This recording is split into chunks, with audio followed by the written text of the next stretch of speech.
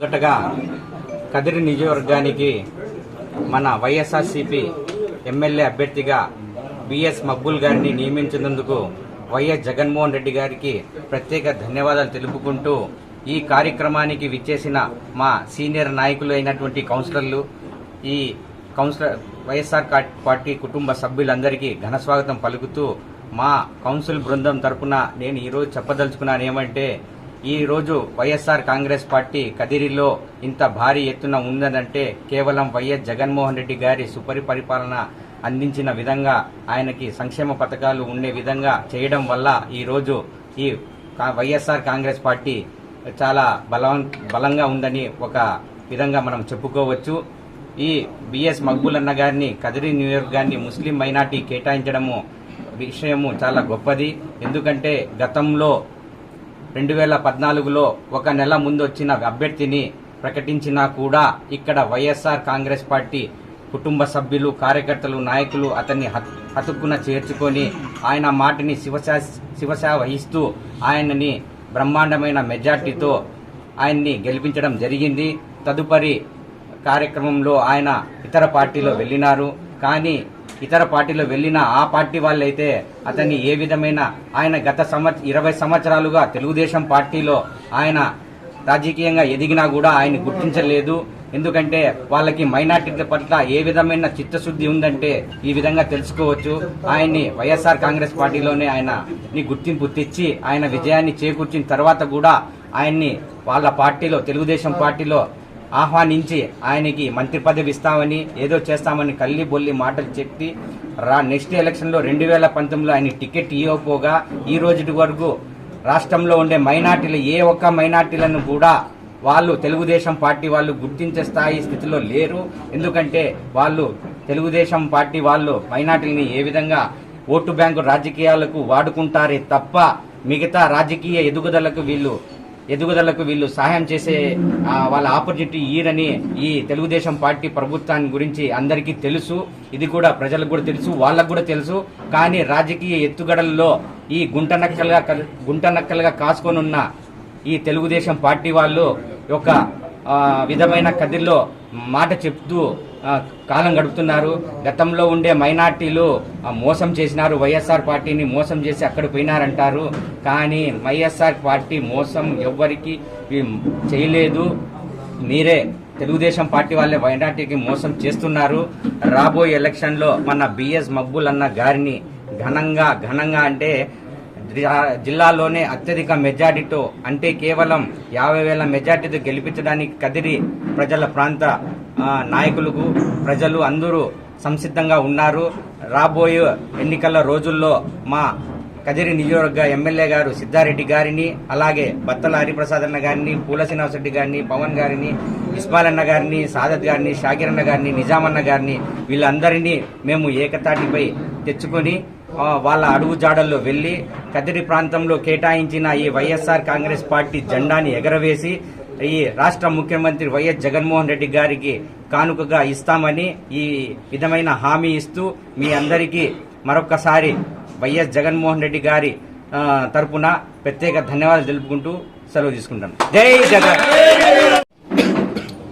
ఈరోజు ముఖ్యంగా కదిరి నియోజకవర్గంలో మేమందరం కూడా మున్సిపల్ కౌన్సిలర్లు, మన రాష్ట్ర అధ్యక్షులు, మన పార్టీ అధినాయకుడు గౌరవనీయులు పెద్దలు జగన్మోహన్ రెడ్డి గారు మన కదిరి నియోజకవర్గానికి గతంలో కూడా మైనారిటీకి కేటాయించి అత్తర్ చాంద్రబాబు అన్న గారిని అభ్యర్థిగా పంపడం జరిగింది.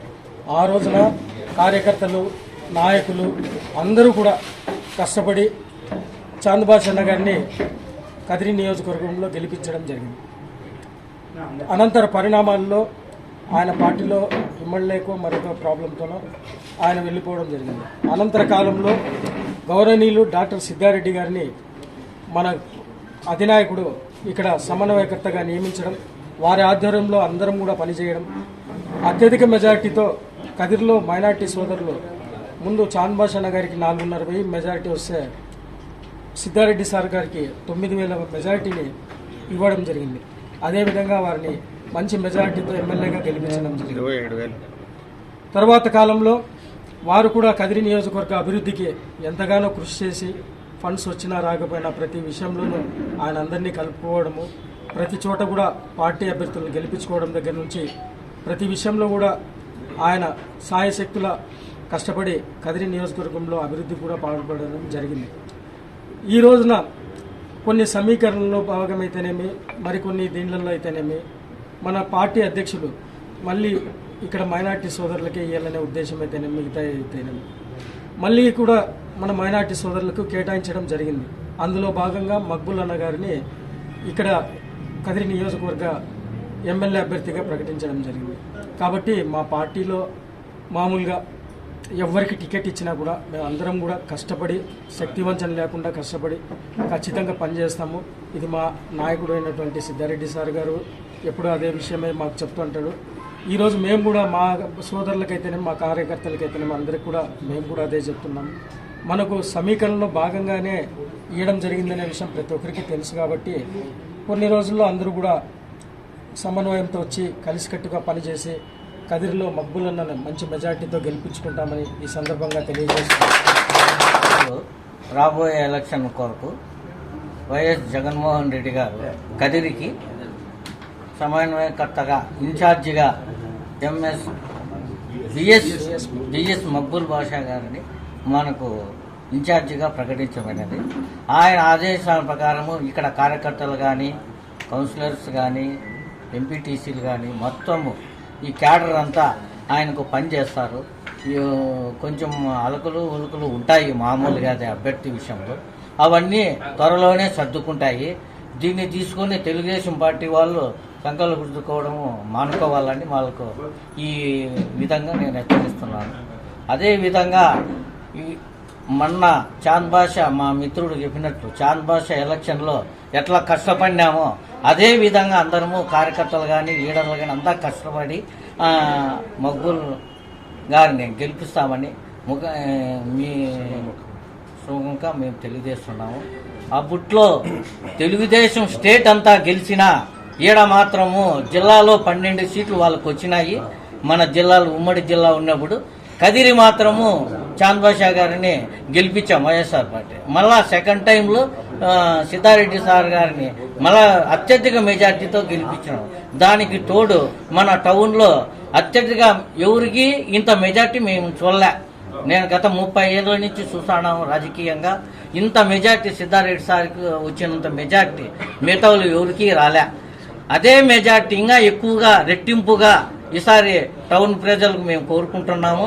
మా మగ్గులు గారిని ఇంకా ఎక్కువ మెజార్టీతో మీరు గెలిపించవాలని మరీ కోరుకుంటూ ఈ సందర్భంగా మీ కార్యకర్తలకు కానీ మా లీడర్లు కానీ సోదరులు ఇంకా మిగతా వాళ్ళు ఉన్నారు వైఎస్ఆర్ పార్టీ వాళ్ళకి అందరికీ మనం ప్రతి ఒక్కరము మన సాయశక్తుల కష్టపడి గతంలో 2 తూర్లు మనం వైఎస్ఆర్ని గెలిపించుకున్నాం పార్టీ అభ్యర్థులను. ఈసారి హ్యాట్రిక్ కొట్టాలని నేను ఈ విధంగా మీకు ఖచ్చితంగా మనం హ్యాట్రిక్ కొట్టి మక్బూల్ గారిని మన అసెంబ్లీకి పంపించి మన నియోజకవర్గానికి ఇంకా మిగిలిపోయిన కార్యక్రమాలు ఉన్నాయి, అవన్నీ ఆయన ద్వారా మనం చేపించుకోవాలని మీ ప్రజలకు ముఖ్యంగా మా మక్బూల్ గారికి రాబోయే ఎలక్షన్లో మీరు తప్పకుండా మా అభ్యర్థికే మీరు ఓటేయాలని కోరుకుంటూ ఈ అవకాశాన్ని ఇచ్చిన మీరు మిత్రులందరికీ ధన్యవాదాలు తెలుపుకుంటున్నాను.